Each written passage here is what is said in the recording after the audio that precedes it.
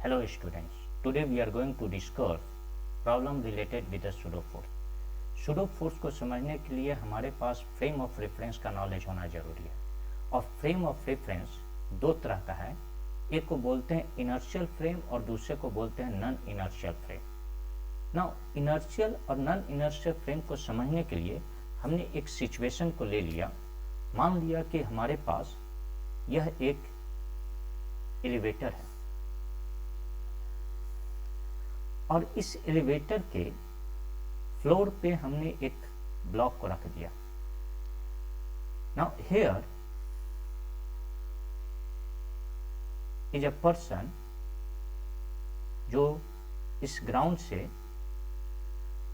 इस एलिवेटर को देख रहा है। The force which is acting on this block, जो फोर्स इस ब्लॉक के ऊपर लग रहा है, gravitational force mg is acting vertically downward, और चूंकि यह सरफेस कांटेक्ट में है तो normal force is acting perpendicular to contact surface and upward. अगर यह एलिवेटर ए एक्सेलरेशन से ऊपर की तरफ मूव करना स्टार्ट कर दिया, then with respect to person A जो ग्राउंड पर खड़ा है वह ऑब्जर्व करेगा क्या कि Newton second law of motion can be applied.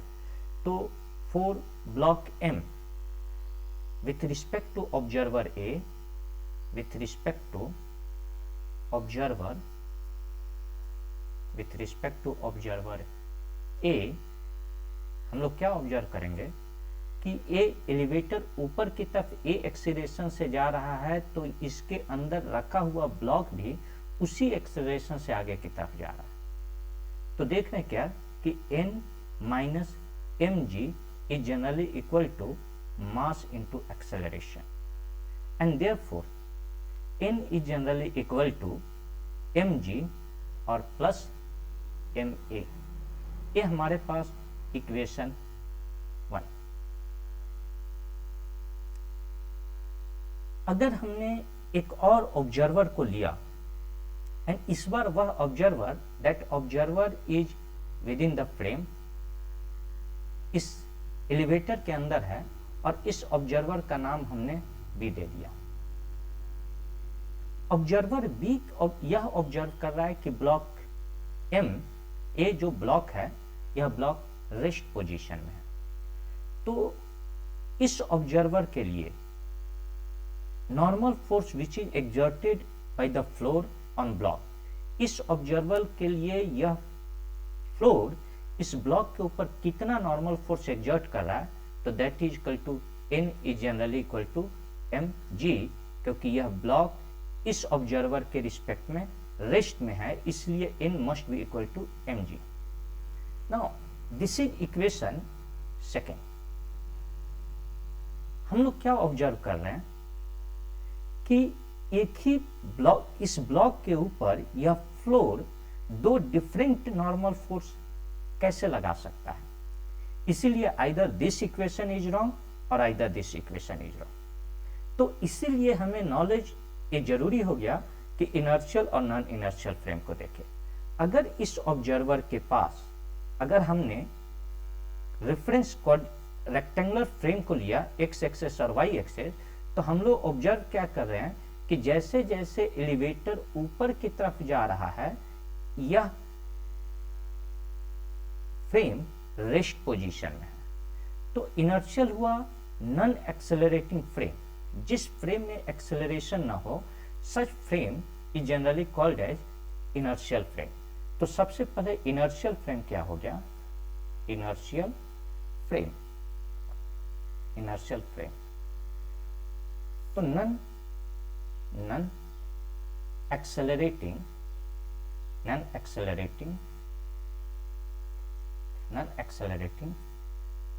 frame,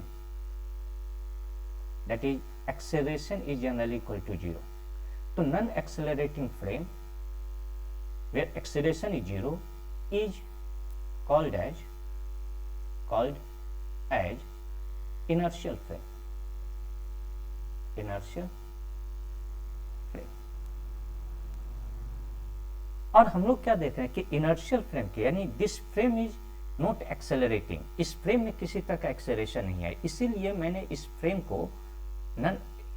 frame को इनर्शियल फ्रेम कहा। तो non accelerating frame is generally called as inertial frame.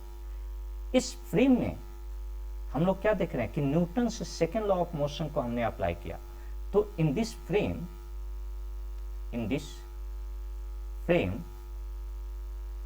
Newton's law of motion, Newton's laws of motion can be applied। दूसरा चीज है, तीसरा हम लोग क्या पॉइंट ऑब्जर्व करें कि इस फ्रेम में यानी इनर्शियल फ्रेम में ऑब्जर्वर हमेशा ग्राउंड पे था। तो इन दिस केस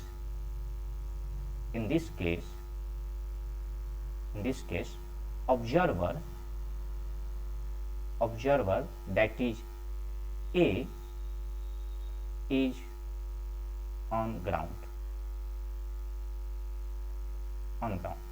और इसमें केवल हमने रियल फोर्स को दिखाया, normal and gravitational both is real force, and in this frame only real force is shown. While drawing the free body diagram केवल हम लोग रियल फोर्स को शो करेंगे।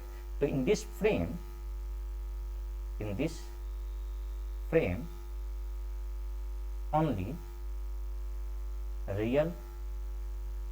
ओनली रियल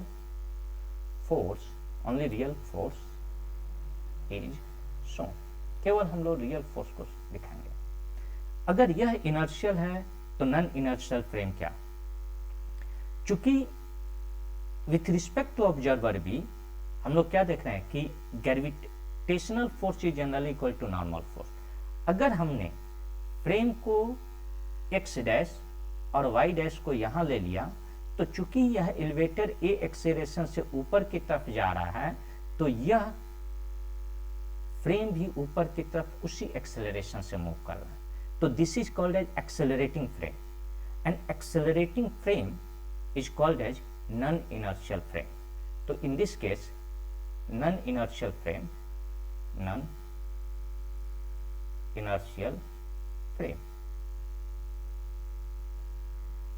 तो नॉन इनर्शियल फ्रेम क्या है? एन एक्सेलरेटिंग फ्रेम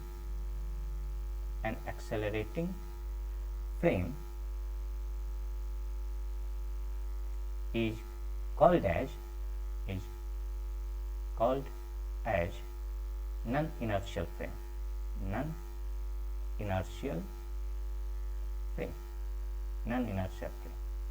Here क्या देख रहे हैं कि acceleration is not equal to zero, यहां पर हमारा एक्सेलरेशन जीरो के बराबर नहीं है। Now in this case observer is always within the frame. इस केस में हमारा ऑब्जर्वर कहां था? तो फ्रेम के अंदर था। तो इन दिस केस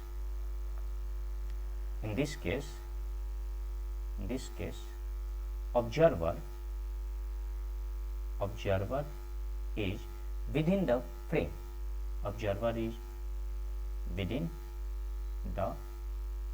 इस केस में ऑब्जर्वर हमारा फ्रेम के अंदर है।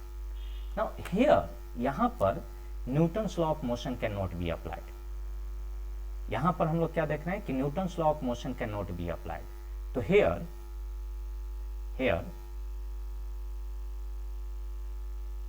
न्यूटन्स लॉ ऑफ मोशन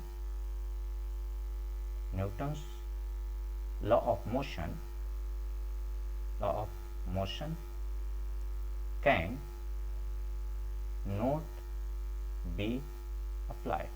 यहां पर हम लोग न्यूटन्स लॉ ऑफ मोशन को अप्लाई नहीं कर सकते हैं। In order to apply Newton's law of motion we have to consider an additional force, and that force is generally called as pseudo force. तो in order to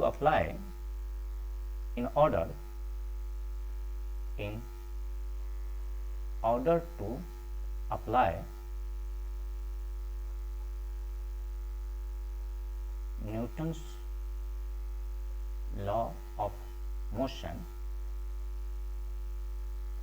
we have to consider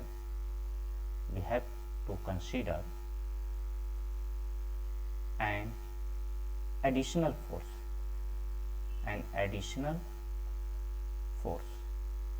called as pseudo force. एक additional force को हमको consider करना है और उसी additional force को हम लोग क्या कहते हैं, pseudo force. Direction of pseudo force, direction of pseudo force is opposite to the direction of a frame, opposite to the direction of frame, opposite to the direction of frame। हमेशा pseudo force का direction क्या होगा, frame के opposite direction में। And magnitude of pseudo force, magnitude of pseudo force, magnitude of pseudo force is equal to mass of the particle, mass of the particle, mass of the particle and acceleration of frame। और frame का acceleration, frame का क्या acceleration है वो। Now इस situation में चूंकि ये फ्रेम एक्सेलरेट कर रहा है, हमने ये कहा कि जो ऑब्जर्वर लिफ्ट के अंदर है, एलिवेटर के अंदर है, यह ऑब्जर्व कर रहा है क्या कि इस ब्लॉक के ऊपर किसी तरह का, इस ब्लॉक, यह ऑब्जर्वर जो एलिवेटर के अंदर है यह ऑब्जर्व कर रहा है क्या कि यह ब्लॉक जब लिफ्ट ऊपर की तरफ जा रहा है यह ब्लॉक स्टेशनरी है और normal force is generally equal to gravitational force. और हमने इसी के अंदर रेफरेंस फ्रेम को ले लिया, तो this frame is also moving with acceleration A, इसीलिए इस केस में इन हमारा mg आया। तो in this frame Newton's law of motion can not be applied. Newton's law of motion को अप्लाई करने के लिए हमें एक एडिशनल फोर्स को लेना होगा and that force is generally called as pseudo force. तो इस पार्टिकल के ऊपर एक सूडो फोर्स लगेगा, किधर, तो direction of pseudo force is opposite to the direction of a frame, यानी इस फ्रेम, यानी ये जो फ्रेम ऊपर जा रहा है इसके जस्ट अपोजिट डायरेक्शन में। और magnitude is generally equal to mass of this particle and acceleration of this frame. अब जैसे ही हमने सूडो फोर्स को अप्लाई किया, नाउ इस ऑब्जर्वर के रिस्पेक्ट में, now this block is now stationary. अब हम ले सकते हैं कि नाउ फ्रॉम फिगर हम क्या लिख सकते हैं, n is generally equal to mg plus ma। तो पहले वाले सिचुएशन में हम लोग क्या देख रहे थे कि विथ रिस्पेक्ट टू पर्सन हमारा नॉर्मल फोर्स बदल रहा था, लेकिन ऐसा कभी नहीं हो सकता है। तो एक्चुअल अब जैसे ही हमने सूडो फोर्स के अप्लाई किया तो with respect to person B normal force हमारा वही आया and with respect to person A भी हमारे पास नॉर्मल फोर्स वही आया। तो this is how we are going to apply pseudo force. तो कभी भी हमें ये ध्यान रखना है कि अगर कोई एक्सेलरेटिंग फ्रेम है, कोई फ्रेम मूव कर रहा है, प्रोवाइडेड अगर वो कांस्टेंट वेलोसिटी से मूव कर रहा है तो इनर्शियल फ्रेम, तो यदि कोई फ्रेम मूव कर रहा है तो उसके ऊपर हमेशा सूडो फोर्स लगेगा and pseudo force will always act opposite to the direction of motion of the frame. हमेशा अगर फ्रेम ऊपर जा रहा है तो उसके अपोजिट डायरेक्शन में, और उसका मैग्नीट्यूड हमेशा मास of the particle and acceleration of the frame होगा। सिचुएशन को विजुअलाइज करने के लिए हम लोग एक और सिचुएशन को लेते हैं एंड सिचुएशन इज हियर। हमने एक क्वेश्चन फॉर्म में लिया। क्वेश्चन है क्या कि a pendulum is hanging from the ceiling of a car having an acceleration a naught with respect to the road, find the angle made by the string with the vertical। तो सबसे पहले हम लोग question पर के कर figure को draw करते हैं। तो अकॉर्डिंग टू क्वेश्चन ये हमारे पास एक कार है एंड दिस कार,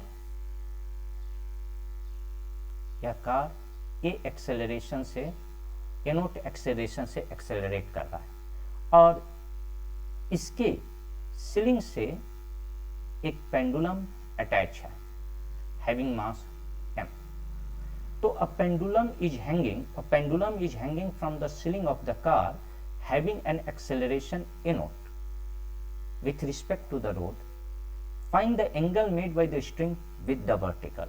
तो जैसे ही यह आगे की तरफ कार मूव करेगा, हम लोग वी विल ऑब्जर्व कि यह पेंडुलम धीरे धीरे पीछे की तरफ आएगा और यहाँ पर आकर हमारा यह पेंडुलम कांस्टेंट हो जाएगा। मान लिया कि उस समय यह स्ट्रिंग वर्टिकल से थीटा का एंगल बना रहा है। Now let us draw free body diagram. हम इस पेंडुलम के ऊपर फ्री बॉडी डायग्राम ड्रॉ करते हैं। जैसे ही फ्री बॉडी डायग्राम ड्रॉ किया तो gravitational force mg will act vertically downward.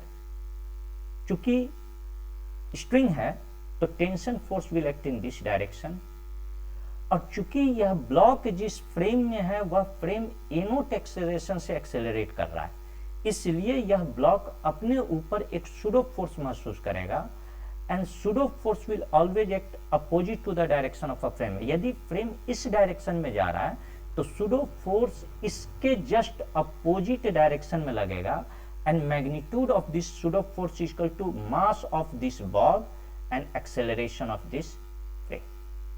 चूंकि इस कार का मोशन हमारा आगे की तरफ है तो हमने एक्स एक्सेस लिया, इधर हमारे पास वाई एक्सेस, तो ये जरूरी हो गया कि इस टी को हम दो कंपोनेंट में तोड़ें, एक आइदर मोशन के डायरेक्शन में और मोशन के परपेंडिकुलर में।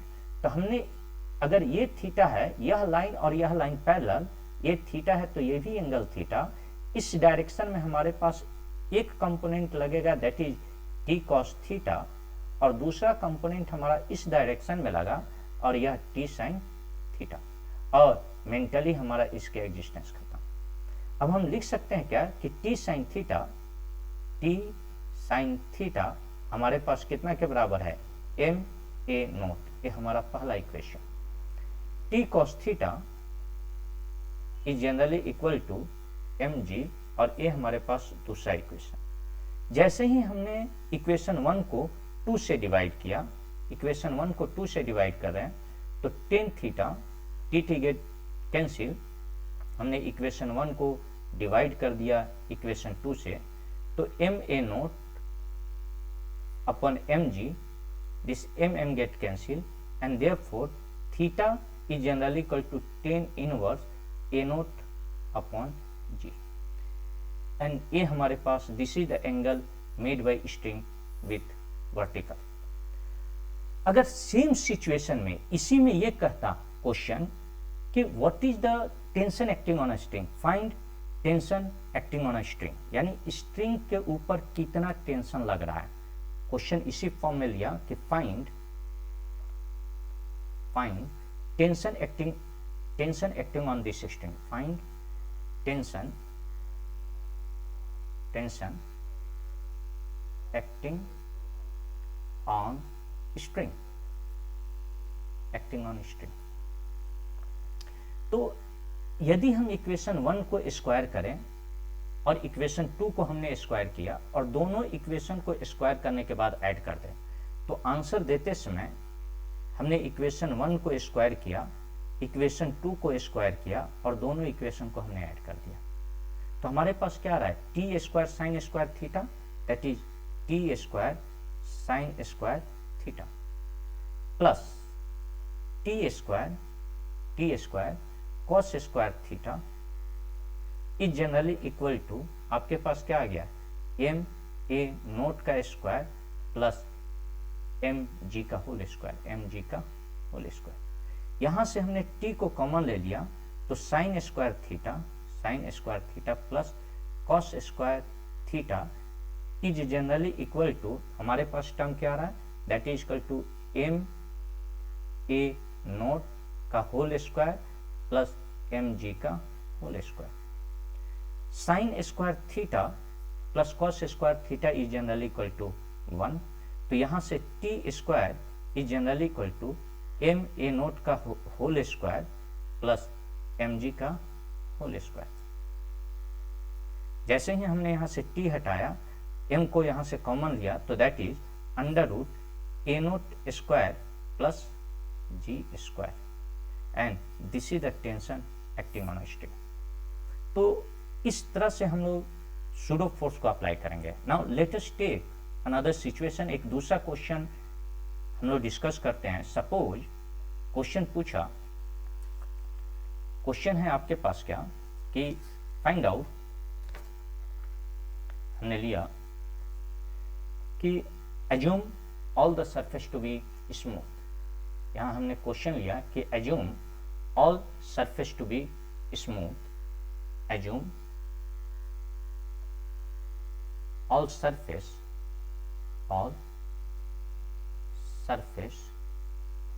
to be smooth।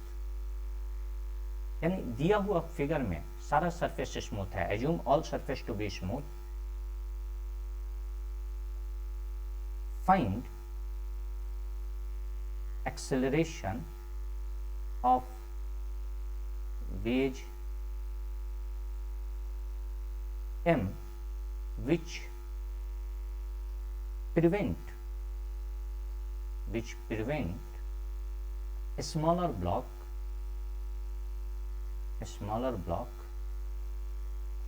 slipping over wedge। हमारे पास फिगर दिया हुआ है, ये दिस इज द सिचुएशन। ये हमारे पास वेज है और इसके ऊपर यह एक स्मॉल m का ब्लॉक है, this is capital M and ये हमारे पास एंगल थीटा। तो सिचुएशन मैंने क्या लिया कि assuming all the surface to be smooth, ये हमारे पास हॉरिजॉन्टल सरफेस के ऊपर रखा हुआ है। तो assume all surface to be smooth, assume all surface to be smooth, find acceleration of wedge. इस वेज का एक्सेलरेशन क्या होगा, which will prevent the smaller block slipping over wedge. अगर सारा सरफेस स्मूथ है तो इस वेज का क्या एक्सेलरेशन होगा ताकि इस स्मॉलर ब्लॉक को इसके ऊपर स्लिप करने से वो रोके। थिंक कीजिए कि यदि यह वेज रेस्ट पोजीशन में होता तो क्या हो सकता था।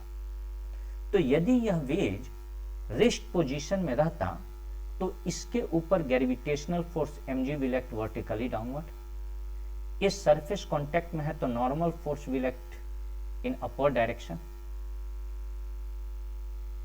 और यदि इस ब्लॉक को स्लिप करना है तो या तो ये एक्सेस के अलोंग में and this is Y axis, तो या तो ये नीचे की तरफ स्लिप करेगा या ऊपर की तरफ। तो mg को हमने दो कंपोनेंट में तोड़ा, तो एक कंपोनेंट ए थीटा, तो this angle will be theta. इधर हमारे पास एक कंपोनेंट लगा that is mg cos theta, और इधर हमारे पास mg sin थीटा, और मेंटली इसका एग्जिस्टेंस खत्म। तो इस कंपोनेंट के कारण this block has tendency to slide down the incline plane, यानी डाउन द वेज। लेकिन क्वेश्चन में कह रहा है कि which prevent smaller block slipping over this veg, ये स्मॉलर ब्लॉक इस वेज के ऊपर स्लिप ना करे। इसका मतलब कि इसके अपोजिट डायरेक्शन में जरूर कोई ना कोई फोर्स लग रहा है जो इस स्मॉलर ब्लॉक को इसके ऊपर स्लिप करने से रोक रहा है। तो माना कि यह वेज ए एक्सेलरेशन से आगे की तरफ जा रहा है और हमें यही एक्सेलरेशन निकालना है। तो let wedge is moving forward with acceleration A, तो let wedge move with acceleration A. मान लिया कि यह वेज ए एक्सेलरेशन से आगे की तरफ बढ़ रहा है, तो चूंकि यह स्मॉलर ब्लॉक अपने आप को मूविंग फ्रेम के अंदर पा रहा है, यानी वेज मूव कर रहा है तो मूविंग फ्रेम के अंदर पा रहा है, इसलिए यह स्मॉलर ब्लॉक अपने ऊपर एक सूडो फोर्स महसूस करेगा and direction of pseudo force will be opposite to the direction of a frame. तो फ्रेम यानी ये वेज आगे की डायरेक्शन में जा रहा है, तो जस्ट उसके अपोजिट डायरेक्शन में हमारा सूडो फोर्स, एंड यह pseudo force mass of this particle and acceleration of this frame. इसी का कोई ना कोई कंपोनेंट है, इस एमए का ही कोई ना कोई कंपोनेंट है जो इस ब्लॉक को नीचे की तरफ जाने से रोक रहा है। तो चूंकि यह लाइन और यह लाइन पैरेलल, तो ये थीटा, तो दिस एंगल इज थीटा। यानी इसी का एक कंपोनेंट हमने इधर ले लिया और इसी का एक कंपोनेंट हमने इधर लिया, जो इस ब्लॉक को नीचे स्लाइड करने से रोक रहा है। तो चूंकि ये थीटा, तो दिस एंगल इज थीटा। अब हम इसे दो कंपोनेंट में आसानी से तोड़ सकते हैं। One component that is m A cos theta हमारा इस डायरेक्शन में, और एम ए साइन थीटा हमारा नीचे के डायरेक्शन में लग रहा है। यानी m A cos theta is acting in this direction, m a sine theta हमारा इस डायरेक्शन में लग रहा है।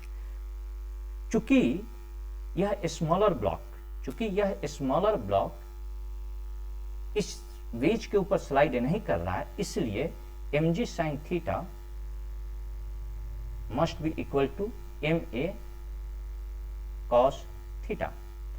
ए को हमने यही छोड़ा, A get cancel, and G sine theta upon cos theta is generally equal to A, and that is equal to G tan theta, and therefore acceleration of this wave हमारा कितना होना चाहिए, that will be G tan theta, ताकि यह smaller block इस triangular block के ऊपर slip ना करे। अगर इसी में क्वेश्चन पूछता, फिर क्वेश्चन पूछा फाइंड फोर्स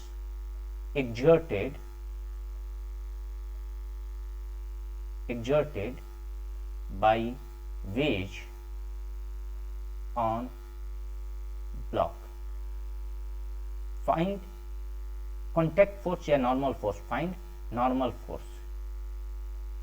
तो normal force n must be equal to, तो आंसर देते समय here n is generally equal to हमारे पास क्या है, mg cos theta plus ma sin theta.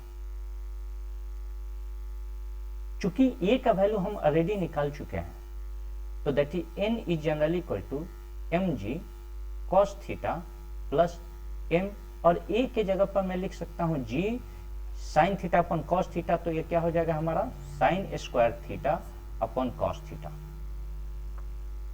LCM लिए तो N is generally equal to M G को आप कॉमन ले लीजिए, तो cos square theta plus sine square theta upon cos theta, and this is nothing but 1, तो normal n is generally equal to mg upon cos theta, तो this is the value of normal force। तो कभी भी हम लोग यहाँ पर भी क्या किए कि pseudo force always act opposite to the direction of a frame। अगर फ्रेम हमारा इस डायरेक्शन में, वेज हमारा इस डायरेक्शन यानी फ्रेम इस डायरेक्शन में मूव कर रहा था, तो हमने क्या देखा कि pseudo force हमारा इस डायरेक्शन में लगा, this is pseudo force। Now slightly more complicated problem को हम लोग डिस्कस करते हैं, जो अक्सर आपको इंजीनियरिंग में पूछता है, आईआईटी में पूछता है, दैट इज ये एससी वर्मा का ही क्वेश्चन है, and this question is not question number 33।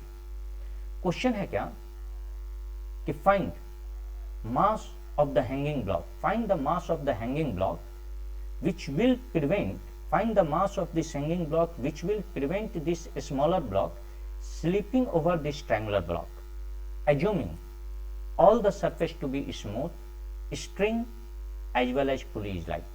यानी आप इस हैंगिंग ब्लॉक के मास को कैलकुलेट कीजिए यदि यह स्मॉलर ब्लॉक इस ट्रायंगुलर ब्लॉक के ऊपर स्लिप नहीं कर रहा है, assuming all the surface to be smooth, string as well as pulley is like। तो जहां से क्वेश्चन कहता है हमेशा try to proceed from that position, आप हमेशा वहीं से प्रोसीड कीजिए। क्योंकि हमें इस हैंगिंग ब्लॉक के मास को कैलकुलेट करना है, इस हैंगिंग ब्लॉक के मास को कैलकुलेट करना है, इसलिए मैं इसी ब्लॉक के ऊपर फ्री बॉडी डायग्राम ड्रॉ कर रहा हूं।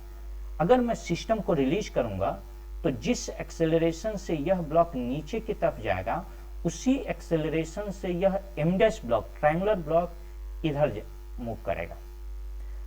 हम m के ऊपर फ्री बॉडी डायग्राम ड्रॉ कर रहे हैं, तो gravitational force mg will act vertically downward, tension force will act in this direction। for capital M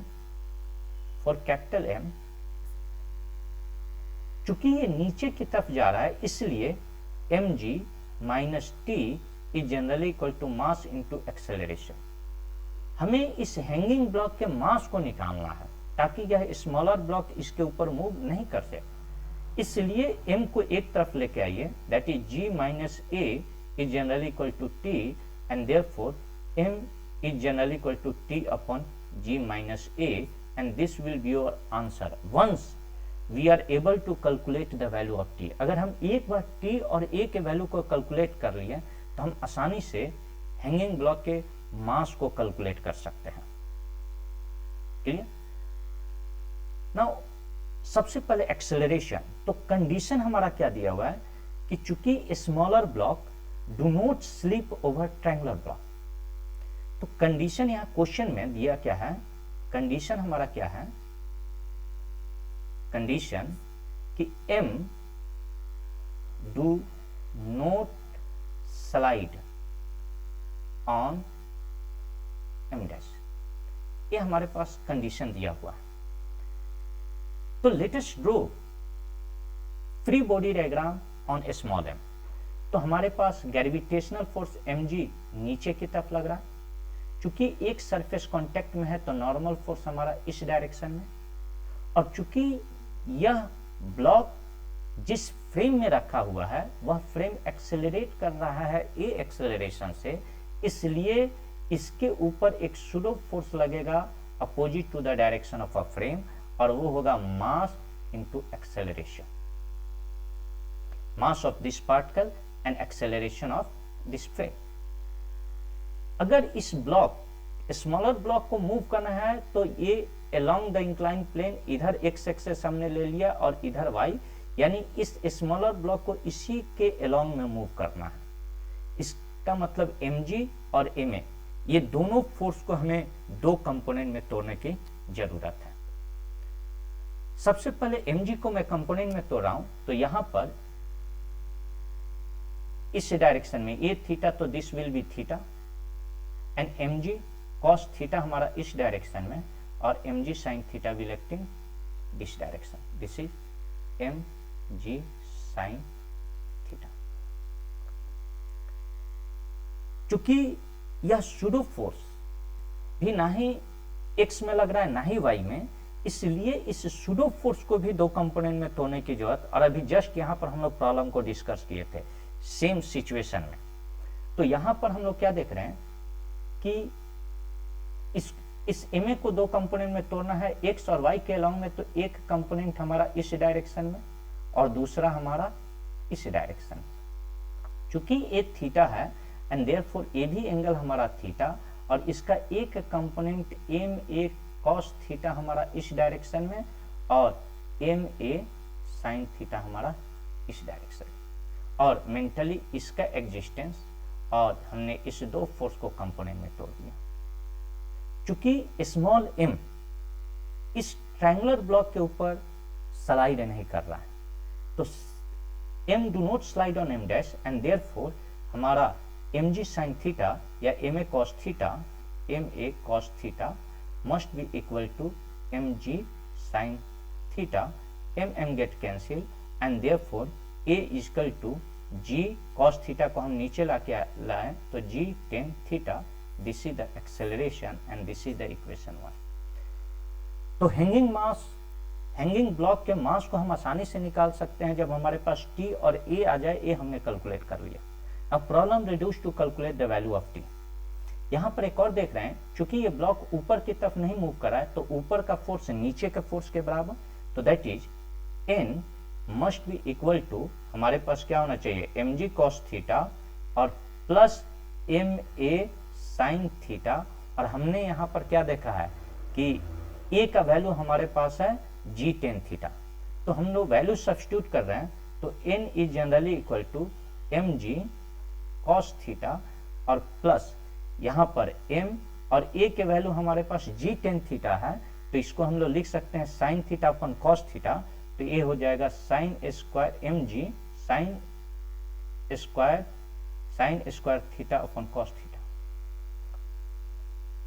और n is generally equal to mg को हमने बाहर ले लिया, तो this will become cos square theta plus sin square theta upon cos theta.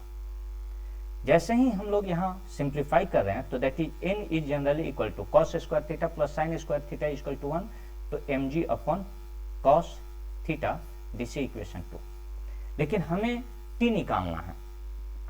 Now T निकालने के लिए हम लोग क्या देख रहे हैं कि टी निकालने के लिए थिंक कीजिए कि इस स्ट्रिंग का दूसरा ब्लॉक किसके पास है, इस ट्रायंगुलर ब्लॉक के ऊपर। तो ट्रायंगुलर ब्लॉक के ऊपर हम फ्री बॉडी डायग्राम ड्रॉ करते हैं। ट्रायंगुलर ब्लॉक के ऊपर हम लोग फ्री बॉडी डायग्राम ड्रॉ करते हैं। तो इस ट्रायंगुलर ब्लॉक को हमने आइसोलेट कर दिया। ट्रायंगुलर ब्लॉक को हम लोग आइसोलेट कर रहे हैं, इस ट्रायंगुलर ब्लॉक को। तो हमने ट्रायंगुलर ब्लॉक को लिया यहां पर with some part of string के कुछ हिस्सा के साथ, और यह इसका थीटा और इसका मास है m dash.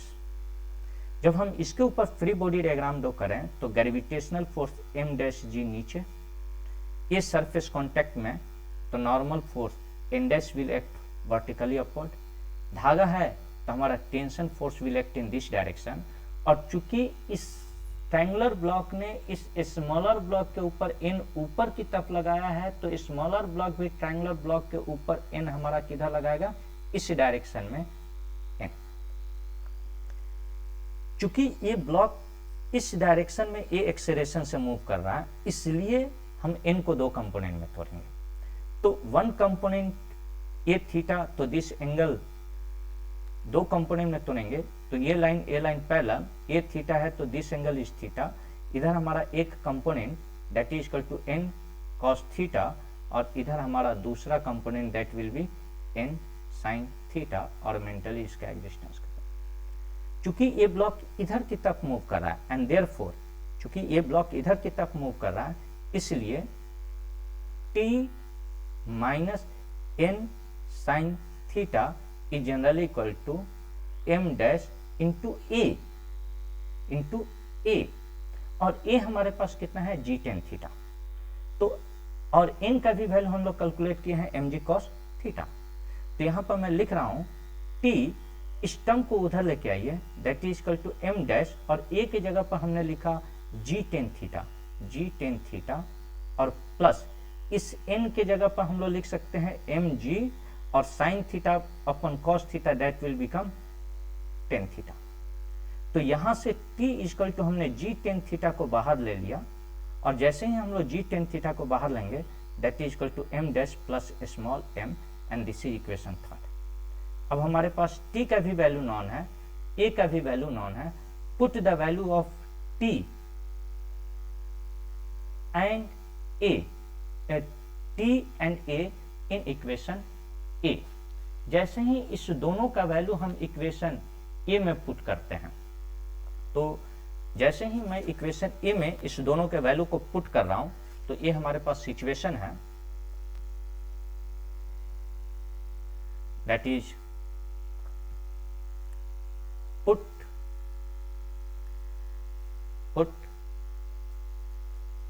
Value of put equation 1 and 3 in equation A में डालते हैं। तो m is generally equal to t, और t के जगह पर हम लोग क्या लिख सकते हैं, g tan theta m dash plus small m upon g minus, और इस a के जगह पर हम लोग g tan थीटा लिख सकते हैं, that is equal to g tan theta. यहां से हमने g tan थीटा को बाहर ले लिया, तो g tan थीटा और m dash plus small m upon g tan theta को बाहर ले लिया, g tan थीटा, तो this will become 1 upon tan theta minus 1, दिस g tan theta get cancel. तो यहां से m is generally equal to m dash plus small m upon cot theta minus 1। तो this is the mass of the hanging block. तो इस तरह से हम लोग सूडो फोर्स को अप्लाई करेंगे। हमेशा एक चीज ध्यान में रखिएगा कि इन इनर्शियल फ्रेम हमेशा सूडो फोर्स लगेगा, and pseudo is a type of imaginary force. In inertial frame, in non inertial frame केवल रियल फोर्स के साथ हम लोग इमेजिनरी फोर्स को भी दिखाएंगे, लेकिन रिलेटिव एक्सेलरेशन कंसीडर नहीं करेंगे। लेकिन in case of inertial frame केवल रियल फोर्स को दिखाना है और हमेशा रिलेटिव एक्सेलरेशन को कंसीडर करना है। हम लोग एक इस तरह के सिचुएशन इनर्शियल और नॉन इनर्शियल को लेकर एक और प्रॉब्लम को डिस्कस कर सकते हैं, लेकिन we will discuss in next class.